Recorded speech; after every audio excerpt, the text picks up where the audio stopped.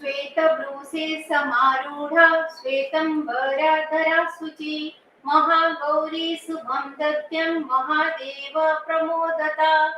नमस्कार, उदय India digital में आपका स्वागत है। मैं हूँ उपाली अपराजिता। आज अष्टमी का तिथि है। आज हम माता महागौरी का पूजन करके उनका आशीर्वाद प्राप्त करेंगे। माता के 4 हाथ होते हैं। वो वृषभ की सवारी करती हुए, उनके एक हाथ में त्रिशूल और दूसरे हाथ में डमरू होता है।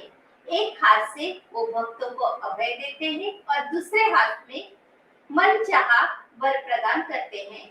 यह देवी का 8वां स्वरूप है। माता महागौरी के इस स्वरूप को देखें तो वो पूरी तरह से भगवान शिव के जैसे होता है। आगम शास्त्रों में भगवान शिव को कर्पूर गौरम करुणावतारम कहा गया है, यानी भगवान शिव कर्पूर की तरह गौर होते हैं। माता महागौरी का स्वरूप भी बहुत गौर वर्ण का होता है, यानी बिल्कुल अपने पति भगवान शिव की तरह महागौरी होते हैं। महागौरी माँ भोलेनाथ की ही तरह बैल के पर सवारी करते हैं, हाथ में त्रिशूल और डमरू धारण करते हैं, यानी एक तरह से देखा जाए तो वो भगवान शिव का स्त्री स्वरूप है।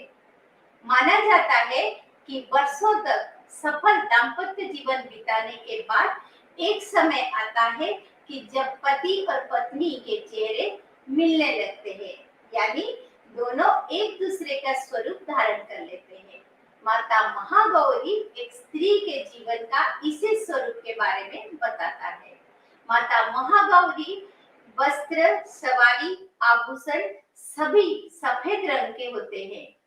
माता का इस सफेद स्वरूप के बारे में कथा मिलती है कि असुरों को विनाश करते हुए माता रानी ने काली का रूप धारण कर लिया और समस्त सृष्टि का विनाश करने लगी, जिसके बाद भगवान शिव उनके चरणों में लेट गए।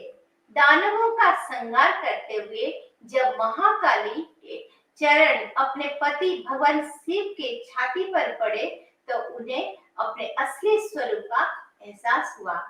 अपनी गलती का एहसास करके उनके जीवा बाहर आ गई।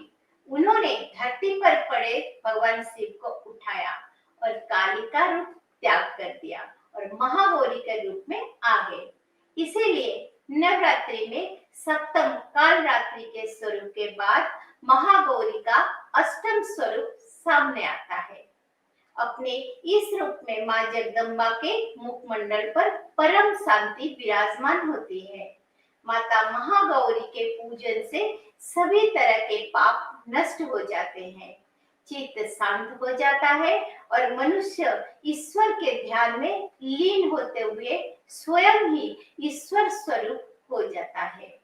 माता महागौरी शारीरिक और मानसिक संताप का हरण कर लेते हैं। माता महागौरी को नारियल का भोग प्रदान किया जाता है। देश के कई हिस्सों में अष्टमी के दिन कन्या पूजन करने की परंपरा है, लेकिन कई स्थानों पर नवमी के दिन कन्या पूजन किया जाता है। नवरात्र के पावन मौके पर हम आपको नवदुर्गा के हर एक स्वरूप के बारे में विस्तार से बता रहे हैं। आज हमने माता महागौरी के रूप के व्याख्या आपके सामने प्रस्तुत की। आपको हमारा ये कोशिश कैसे लगी कमेंट करके जरूर बताएं। हमारा चैनल सब्सक्राइब करें और बेल आइकन जरूर दबाएं। जय माता।